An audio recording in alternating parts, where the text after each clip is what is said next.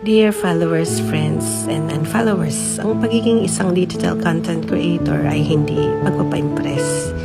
Dito na ipapakita namin ang totoo sa sarili namin. Dito namin na ipapakita ang aming mga hidden talents. Yung kakaibang galing ba na aming napagtanto na kami ay multi-talented pala. Ika nga sa kanta ay, come what may sahod man o wala, ay masaya na din kami kasi dito kami nag-enjoy. Kaya sa mga followers, friends, and unfollowers, kapag naman dumaan sa wall ninyo ang mga content namin, pusuan man lang or mag-comment kung nagagandahan sa mga content namin. Huwag niyo po sanang gagayahin ng iba. Hindi na nga nag-like, i-unfollow ka pa.